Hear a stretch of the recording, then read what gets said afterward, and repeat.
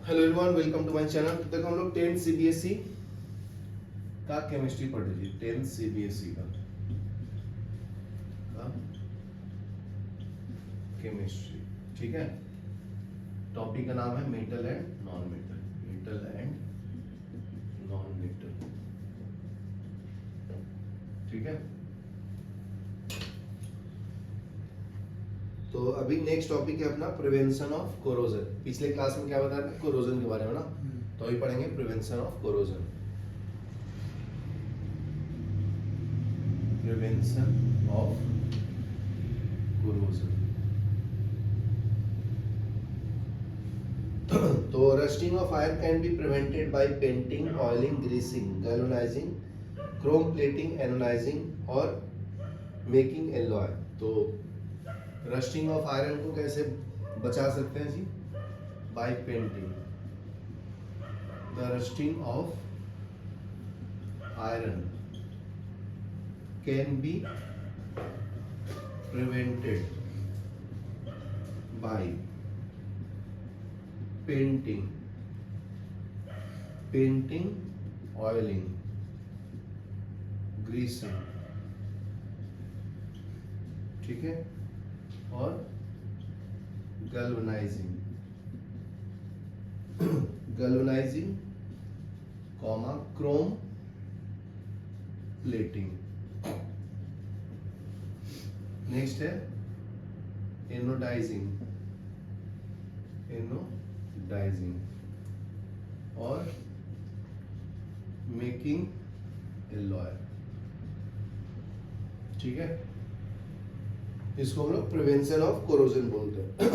Next है galvanisation is a method of protecting steel और iron from rusting by coating them with a thin layer of zinc. तो galvanisation है, ये important है, ये पूछेगा जी। गैल्वेनाइजेशन क्या होता है? It is a method of protecting steel and iron from rusting by coating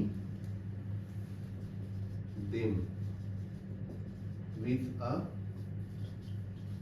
a thin layer of zinc, ठीक है। थर्ड पॉइंट है the galvanised article is protected against rusting. तो गैल्वेनाइज्ड आयरन जो है ना, रस्टिंग नहीं करेगा if zinc coating is broken. तो एक बार गैल्वेनाइजेशन कर दिया, उसके बाद उसका जिंक का प्लेटिंग चला जाएगा, फिर भी उसका ये नहीं जाएगा आर्टिकल्स उसका। तो ये लिख लो, the galvanised article is protected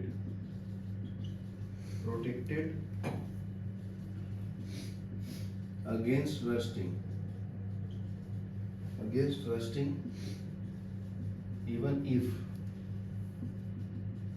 zinc coating is broken,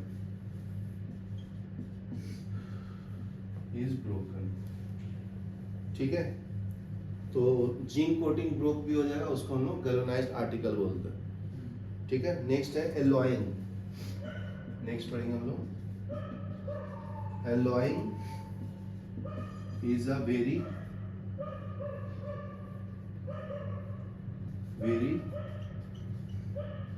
good method of improving properties of metal,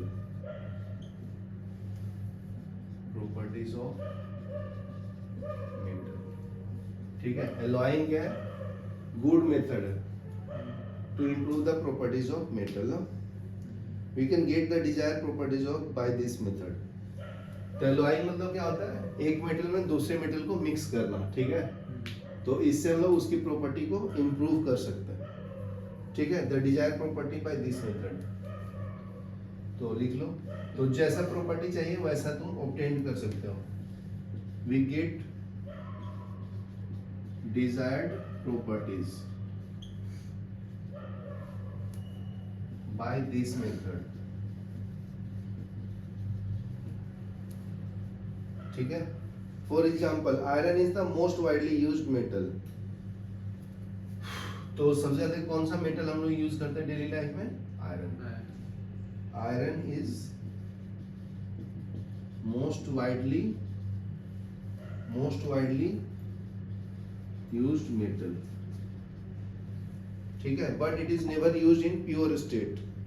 it is because pure iron is very soft. यहां तक लिखो, फिर आगे बताता हूं. तो नेक्स्ट पॉइंट देखो. नेक्स्ट पॉइंट क्या है? Iron is most widely used but it is never used in pure form. ठीक है. प्योर फॉर्म में इसको डायरेक्ट नहीं यूज करते, but it is never used in pure form.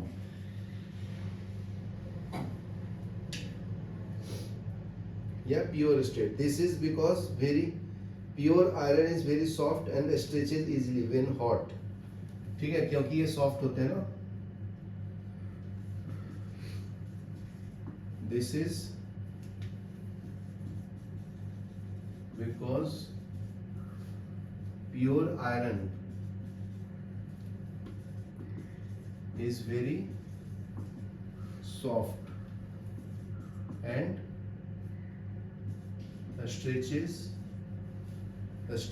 easily when hot. But if it is mixed with a small amount of carbon it become hard. अगर मैं इसको carbon के साथ मिक्स कर दूं तो ये हार्ड बन जाता है. But if it is mixed with a small amount of carbon, about 0.05%, it becomes hard. ठीक है. And strong. कार्बन मिक्स कर देंगे तो हार्ड और स्ट्रॉन्ग बन जाता है. कौन? आयरन. ठीक है ना. When iron is mixed with nickel and chromium we get a stainless steel. तो अभी नेक्स्ट केस है. ठीक है. नेक्स्ट आयरन के साथ अगर मैं निकल और क्रोमियम मिला दूंगा तो वो स्टेनलेस स्टील बन जाता है. Where iron is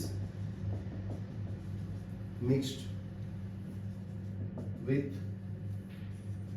nickel and chromium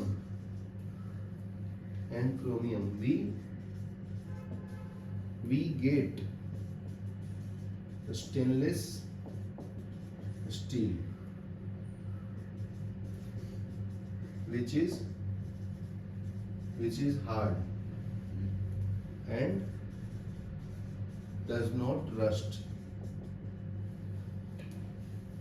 ठीक है. वो रस्टिंग नहीं शो करता जी. यहाँ तक क्लियर है. Thus, if iron is mixed with some other substance, its property changes. तो आयरन के साथ कोई भी चीज अगर मैं मिक्स करूंगा तो उसकी प्रॉपर्टी क्या होता है? चेंज हो जाता है.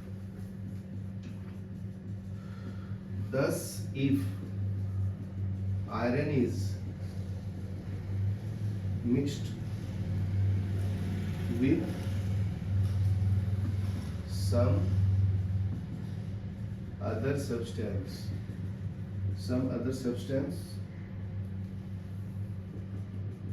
its property changes.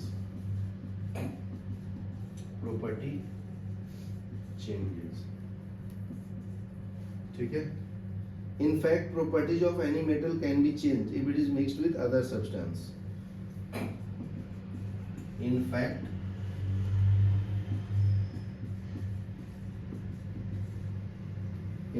properties of any metal can be changed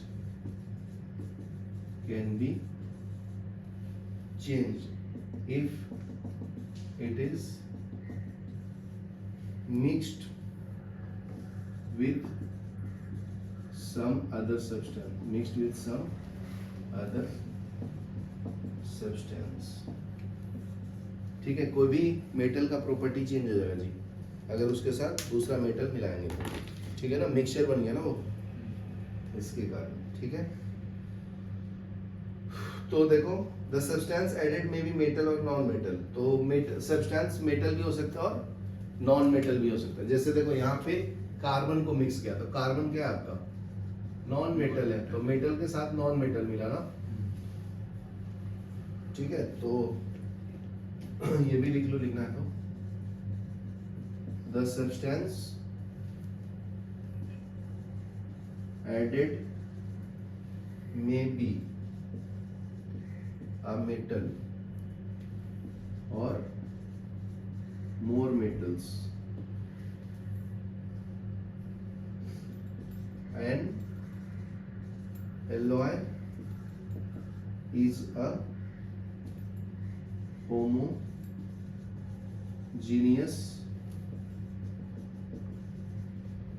mixture of two or more metals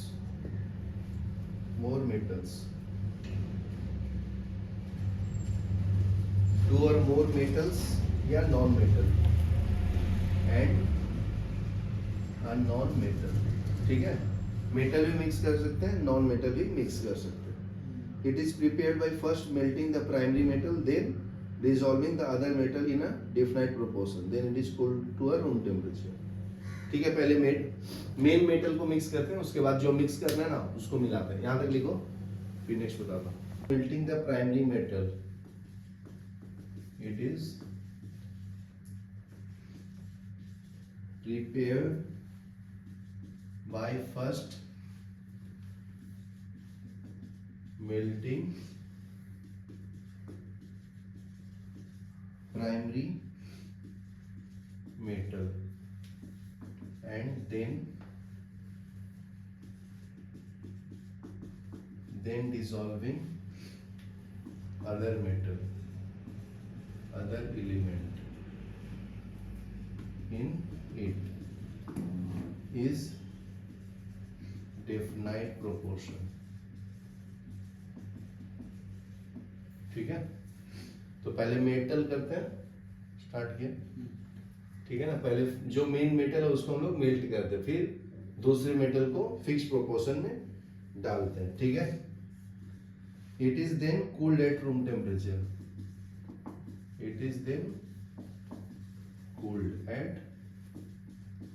room temperature. समझा, उसको फिर हम लोग कूल कर लेते हैं। नेक्स्ट पॉइंट है, if one of metal is mercury then alloy is known as amalgam. If one of metal is mercury then alloy is known as an amalgam। The electrical conductivity and melting point of alloy is less than that of pure metal। ठीक है, तो electrical conductivity pure metal से कम होगा mix करने के बाद। ठीक है ना, देखो मर्क्यूरी के एलॉय को हम लोग अमलगम बोलते हैं।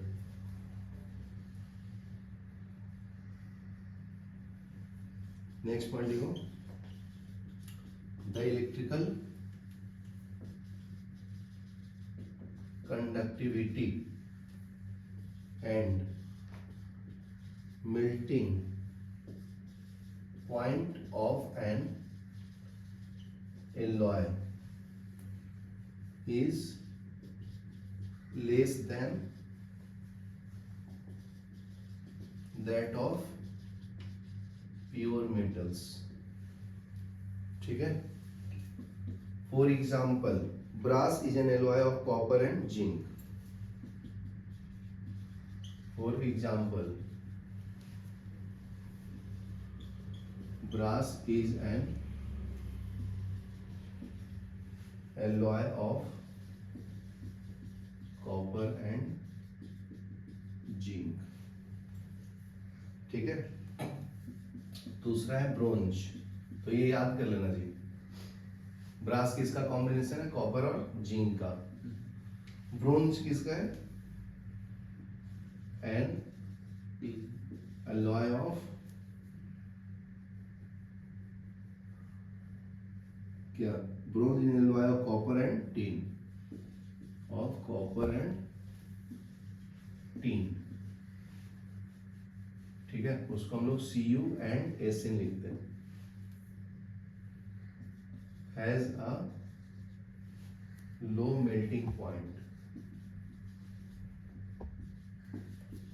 Low melting point, and is used for welding electrical wires together, ठीक है। चलो आज के लिए इतना ही रखते हैं, फिर मिलते हैं नेक्स्ट।